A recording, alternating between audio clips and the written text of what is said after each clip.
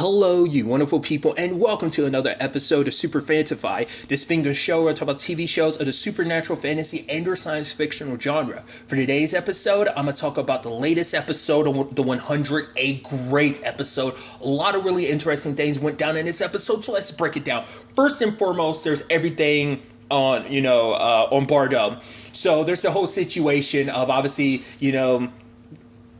Clark is like, wait, what? She sees, Echo, Octavia, and Dioza, and it's like, wait, they want to fight this? It's like, she's like, what? I don't get it. And it's like, this doesn't make any sense. And so now it's a situation, because she's like, all right, let my people go, or I won't help you, let them go home. But it's like, oh, they can leave at any time, but they believe in what we're doing, so yada, yada, yada, so on and so forth.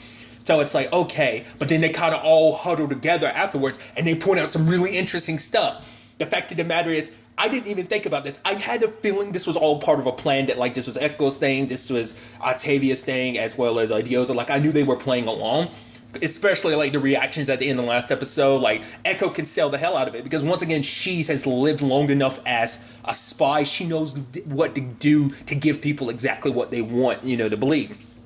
So there's that. But the fact of the matter is, they brought up a really interesting thing in that, all right, they know that I don't have the flame, yet they haven't said anything to anyone, meaning they are similar. So I'm like, oh, that's a perfect thing I never thought to think about. Like, they know the last person that had the flame was Maddie. So of course, like, and they didn't even correlate because even Clark is like, I literally had in it like a day, maybe even less, when she went to the, got inside of it, trying to destroy the city of like the whole, alley situation. So, but it's like, why would they think that? And once again, I figured it had to be some kind of records that only ended with Clark having it. But then they point out, it's like, right, they were in Octavia's memories. Once again, timey-wimey stuff. Like, time it's like the time is all over the place, right? So they only went as far in Octavia's memories because I think they went farther in Octavia's memories, but the last person they saw have the flame was Clark. Because Maddie getting the flame was like out of Octavia's sight, so because she never saw that, they didn't correlate like, oh, like she actually has the flame. They think Clark still has it. Like, I mean, also we don't know, because I think Levitt got to the Blood Rain of stuff. I think he did, or he might have stopped at the season 3. He might have stopped at season 3. I'm not 100% sure. I don't remember if he necessarily got to the Blood Rain of stuff. Maybe he did, maybe he didn't. But at the very least, they didn't cover everything to know the truth. So that brought up an interesting element to it.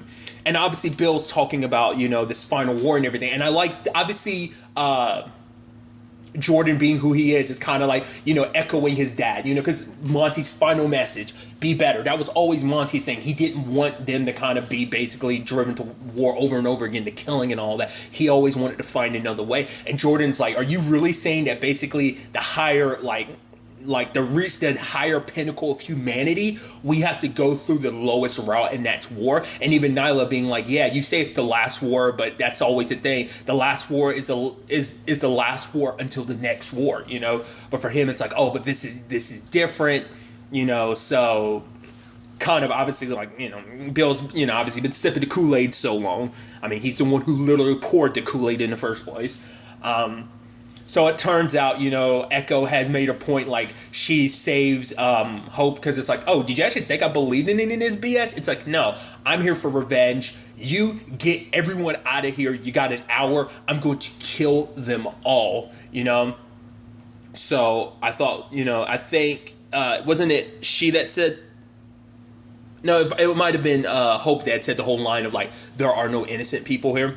Yeah, that's definitely that. Because later on, everybody regroups and meets up. I love the whole situation, especially like, oh, this is my daughter.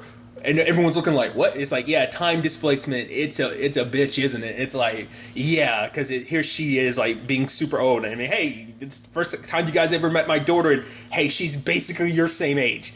But she had basically, it turns out, Echo had killed some disciples and tortured Levitt to get information about the Genot and like the virus that killed the Bardoans, and she's planning on using it on Bardo and killing all of them because she's trying to get revenge for Bellamy, which that's always been her master plan, because she's like, oh, doing all this so she can get close enough to kill them all, because it's like, and then obviously Dioza is saying like, do not, like, because everyone else wants to stop her except for Hope. Hope is like, no, let's do this. Like, let her do this. But, you know, because especially because they took so much from her. Like, she spent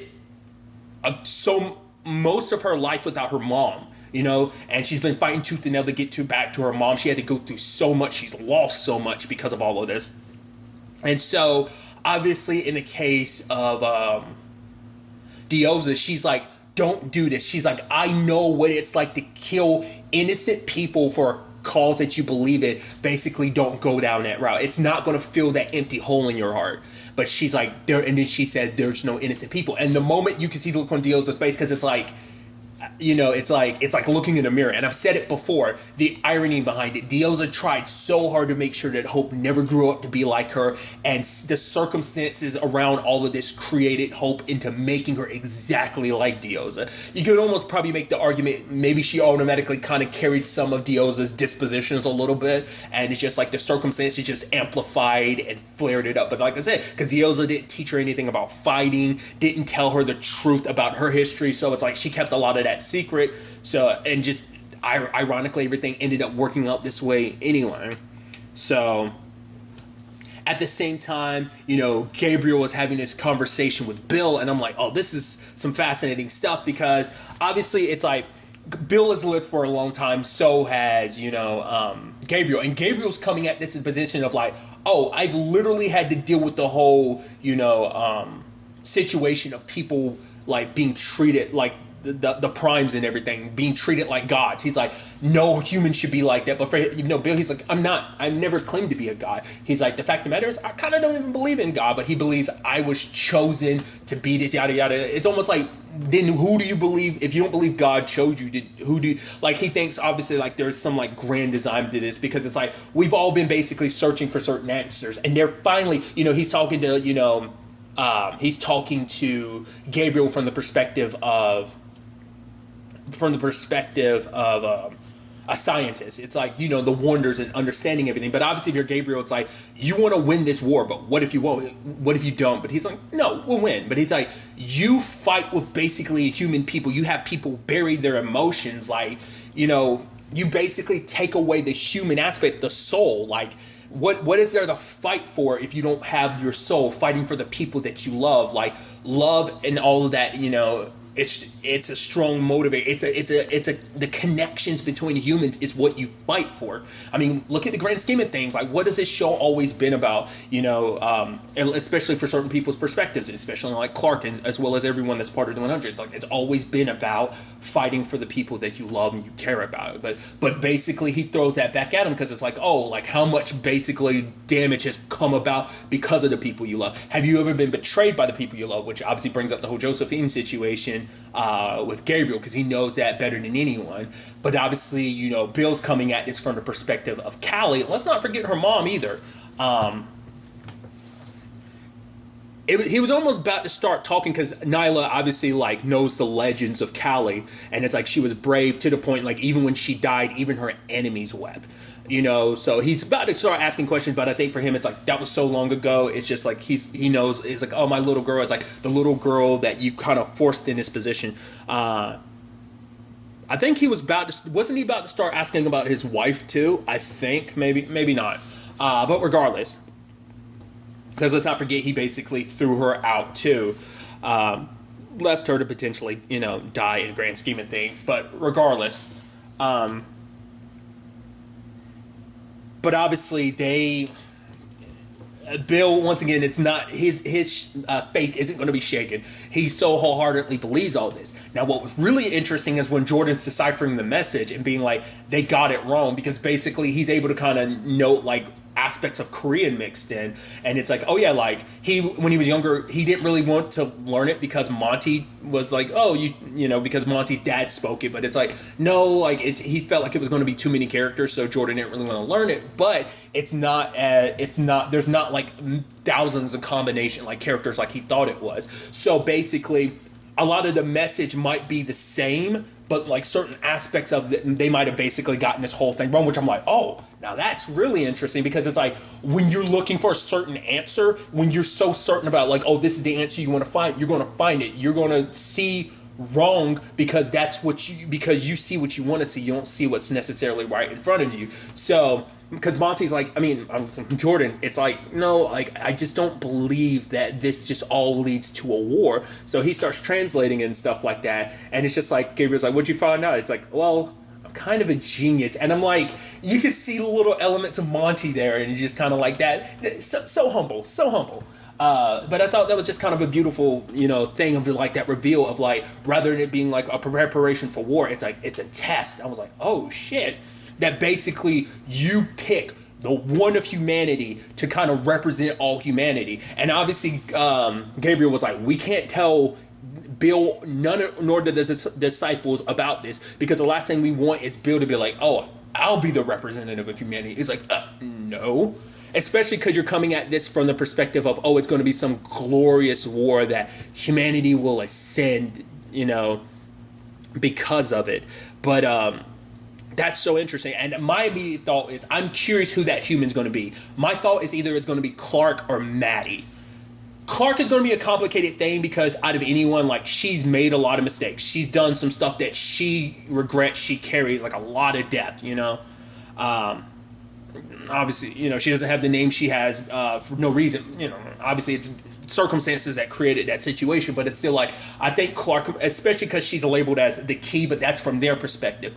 Maddie might be the one who kind of represents that dual side of things, like, what humanity like could be that they don't have, but Clark could also be someone that's like, you're not chained to your past, that we could be a representative, or Maddie could be a representative of how they could be better, or Clark is like, because that's hard to say, because Clark could be like a representative of like, we can be and be better, but in your history, have you done better? So now it begs the question, is that what happened to the Bardoans? Were they wiped out because it's like, no, whoever is designing this test is like, oh, you're not worthy. You're a despicable species, which is very effed up to like judging. But maybe the Bardoans were like a warring species. Who knows? But maybe they failed the test, and that's why they ended up in a situation being wiped out. So whoever this chosen person is, they better get it right, or basically it will be the end of humanity. So that's going to be an interesting thing to see kind of how things end up playing out on that front. But then obviously, like, the others end up tracking down, Echo in time. And even when she was about to dump it into water, she was hesitating. Because Echo isn't the same person she was before. Because, yes, she's doing this for love, but it's still a thing of, like, oh, as she says, she did it for revenge, but we'll get to that in a second. But it's like, even she wasn't too keen on, like, yes, like, some of these people are responsible for him dying, but even Bellamy dying. But even then, it's like, it's still not the easiest thing being responsible for killing tons and tons of people. But luckily they got there in time. And I like Clark being the one to be like, I understand where you're coming from. But Echo's like, your situation is different from mine, Clark. Every time you've ever killed, anything you've ever done has always been to protect the people you love. She's like, me right now, this is 100% about vengeance. And it took, because Octavia tried to talk to her too about like, what you lost, I lost too, but there's innocent people here like Levin. It's like, Levin innocent? Realize that this whole situation got started because of the stuff he pulled out of your head and he gave to the enemy. Like, because obviously there's a whole complicated thing of like, let's not forget him and Octavia. No one knows about that yet, but it's a thing of like, it is a situation of, it's hard to say because like, and I think that's, once again, another interesting aspect of this series. Is like, no one's 100% innocent. People have done things out of the sake of survival, out of protecting the people they love. No matter what the reasons may be, people have done things they are not proud of. It's left kind of holes in their hearts. It's left holes in their souls because of it. Not saying that that's how I'm looking down on them saying that. It's just like, I think that's how each of the characters has kind of been through everything they've been through feel. Hell, even Nate, like, Octavia's like, yo, Miller, hug me. Just hug me back. And he hugs her back because, like, obviously for Octavia, it's been years, since they've seen each other. It hasn't been that long for him, but obviously for her. And but I think even him being like, despite everything, because obviously like him and Octavia have like a lot of complicated stuff because him being one of her right hands during the whole blood reign, So But I think even that kind of being representative too of like the fact that Miller's willing to hug her back too, just kind of, because obviously Octavia isn't the same person. She changed obviously over the course of season 6, but even more so in the time they haven't seen her, since everything went down last season. So it's like she's grown and changed even more. She's become even further from who she was as Blood Reina. But obviously it took, because obviously it's like, this isn't what Bellamy wants. It's like, how would any of you know what Bellamy would want? And, especially, and I think it's very impactful coming from Raven, because Raven, most recently did something, obviously the whole thing with the prisoners and everything, like that whole situation, like that weighs heavy on her. But for her, it's like, the fact of the matter is, Bellamy, the one who, killed the people that were there to protect us, if I'm not mistaken, she's referencing the whole Pike situation in season 3. I could be mistaken.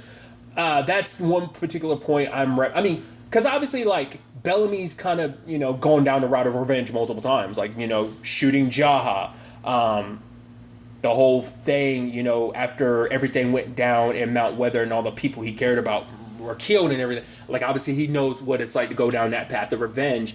And it's like, but yes, Bellamy did pass? Sure. The Bellamy that we spent 6 years in space with? No. The fact of the matter is, and Raven being like, you're my sister. The fact of the matter is, this isn't who you are anymore. Like, so she was able to kind of talk her down by being like, if you're going to do this, I'm not leaving you behind. If you're going to kill them, you're going to kill me too, because I'm not leaving you. Fortunately, they were able to stop Echo. But then Anders shows up, and he's talking about the fact is like, oh, you've killed 2 more disciples, and you also torture Levitt. It's like, the fact of the matter is, you guys aren't worth it. Like, you're disgusting animals, kind of basically controlled by emotion. But when the time came, like, once again, revenge ended up winning because Hope slits his throat. I was like, oh, well, that sucks. And then she grabs the stuff and goes over, and Diosa's trying to stop her, and before the drop even lands in the water, she puts her hand out, and Diosa's getting turned. Like, it doesn't seem like there's a reverse to that. And obviously for Hope, it's like, no, I'm not about to lose my mom again. And then Diosa's like, get her out of here. She's like, be better than me, little one. That's all she's ever wanted. And it's like, because she wasn't going to let her daughter become like, the devil that, Diosa felt like she became, And now it's like a thing of like, because this is back to back too. Let's not forget, Clark had it kind of, it's a different circumstances.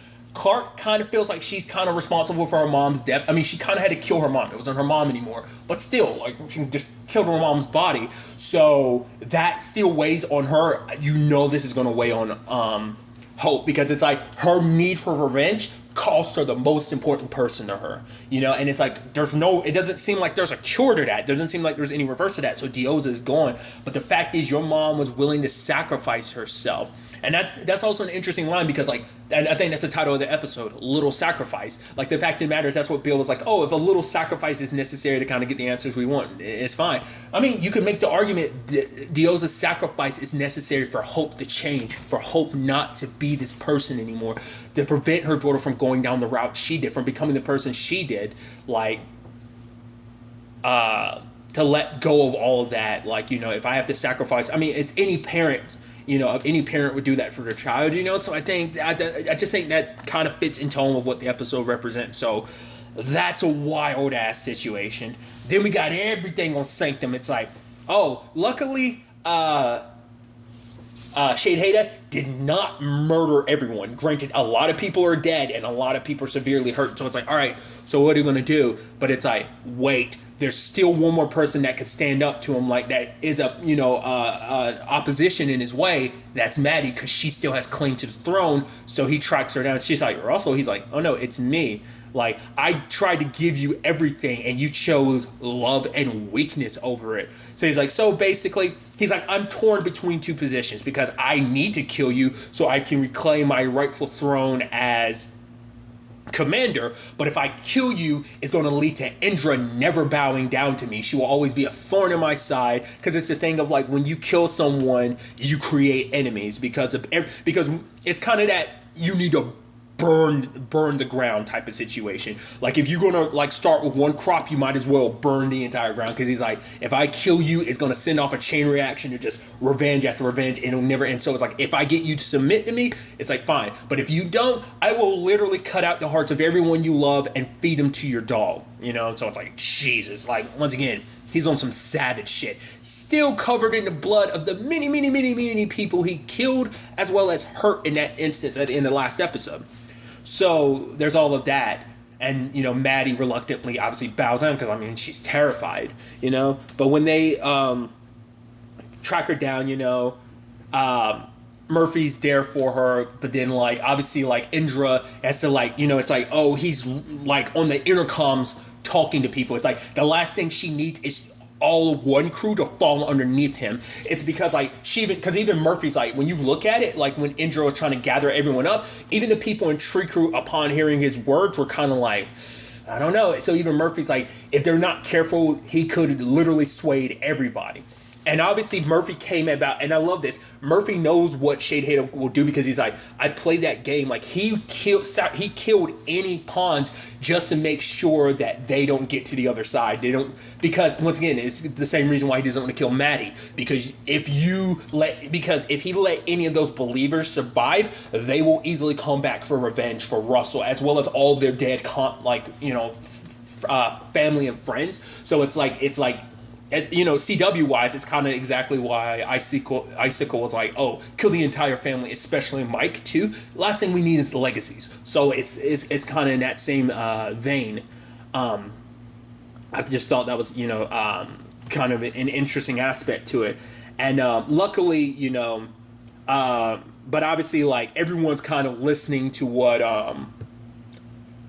Shade Hater is saying, and then you have Indra coming in, be like, stand up, do not bow down, because she already told earlier in the season about her family, like them kneeling, you know. She kind of, was it her mom or dad, like she had an issue with the fact that they kneeled before, and she wasn't going to be in that position. So she challenges him to a fight, and I got scared, dude. I was like, oh my god, dude, are they about to kill Indra? Once again, it's a final season, anyone can get it. Even before this, people could get it. Are we forgetting the fact is, Kane gone, Abby gone, Jaha killed him in the second episode of season 5. I'm like, dude, we have enough episodes for them to still kill off people we care about, like, that we've come to know. I mean, Indra's one of the OGs in this show, so it's just kind of like, I mean, hell, Abby was an OG in the show, Kane was an OG in the show, so it's just kind of, I mean, Jaha as well, but it's still just that thing of like, I'm tense. I'm like, I don't know who could end up dying, because I'm scared, because I'm like, I don't want it to be a thing of like, I hope it doesn't come to this, but I'm scared. I'm like, please tell me it's not going to be Murphy either. Hell, I hope it's not a situation where it's like, oh yeah, Clark's going to die. And it's like, no, don't do that either. I don't believe Bellamy's dead. I think the person that stopped Gaia might be Bellamy, because we still have not circled back to whoever the hell that was. I think that was Bellamy. I still believe Bellamy's alive. I don't think he's dead. I think that person, whoever it was, probably stopped Gaia or whatever, or did whatever they did because they need things to kind of play out a certain, or they have plans of their own. I think that person was Bellamy now in retrospect. I didn't think about it at the time, but now I am. Like, and Bellamy's got to be out there somewhere. And the question is, like, what that storyline going to be, like, in what shape or form is he going to come back, if potentially, and like what he's been up to this entire time. Once again, time is all over the place depending on what planet you go through. So, like, who knows how long it's been for him, you know, in that regards. But nevertheless, it is a situation where it's like I said, anyone can get it, so that's why I'm scared. But the fact of the matter is, Indra was holding her own against Shade Hater. She was kind of seeming like she had the upper hand at certain points, but I'm like, oh god. Especially at one point when he had her on the ground and she was like, I will not kneel to you. And I'm like, oh good. I was like, no. And then Maddie comes up. I'm like, yeah. She slashes his eye. I'm like, hell yeah. Because it's ironic because obviously that's what happened in his original body. Like his eye, that particular eye was messed up, right? It was specifically his right eye. So it's just kind of, you know, and, you know, but he lays Maddie down and it's just like, oh, I'm going to kill her. But Indra's like, I will bow to you. Just spare her. And Indra does, and she kind of tells the rest of the people to bow down too. So everyone does. But Maddie luckily got away. But once again, he's like, oh, I'm not about that. I let her live before. I'm not about to do that again. Indra's bowed down to me now. So, but it's like the moment he kills Maddie, like that's all going to change, but he needs to. He can't have anyone to kind of threaten his throne, you know? So now it's a situation of he's trying to track them down. He tries to find the others, but luckily, you know, Murphy and them moved him. And it's like, all right, we're safe in here now. It's like, well, what do we do tomorrow? That's tomorrow's problem. All we do is survive today. And I love Emori saying something of the in the vein of be careful, like look at yourself, Murphy. You might just end up becoming someone that people can believe in. And to me, that's so beautiful because my niece has been watching the 100 for whatever weird reason. She hasn't even watched the entire show. She just keeps rewatching the first season like over and over again. I don't know how far she actually gets into the show. She hasn't even watched all 6 seasons because if you're unaware, they're on Netflix, obviously. But it's just it's neither here nor there. I just happened to see her watching an episode like Tuesday. In particular, if you're curious, it was the episode where everyone thinks Murphy killed Wells, you know, Jaha's son. So I'm like, it's so interesting because I'm like, oh, baby boy Murphy to where he is now, because it's just a thing of thinking about where all that Murphy's been through. It's just like that, seeing that episode just and me seeing Murphy, because I was immediately like, obviously we know he didn't kill Wells, but I was just there. I literally said audibly, I was like, oh, poor Murphy, because I remember, because I didn't see the episode, but if I remember correctly, they were about to hang him. No, they were literally in the process of hanging him when that went down, if I remember correctly. But regardless, it just the parallels are just so interesting. Just, I mean, not just parallels, but like his growth, just as a character, all that he's been through, all about survival, and him saying like, oh, he doesn't play the role of the hero, but so many times coming through in the end to be the hero, you know. So it's just so interesting. It's also interesting to look at the episode. I'm like, look how much of this cast isn't here anymore. You're like, oh, you're not here. Oh, you're not here. Ooh, like so on and so forth. It's wild looking, going from season 1 to season 7. It's nuts in the grand scheme of things. Regardless, it was just an interesting thing I couldn't help but think about. But this is going to be really, really interesting to see ultimately where all of this ends up taking us going forward into the next episode, especially about, you know, this potential test and a representative, and now that, you know, Hope did what she did.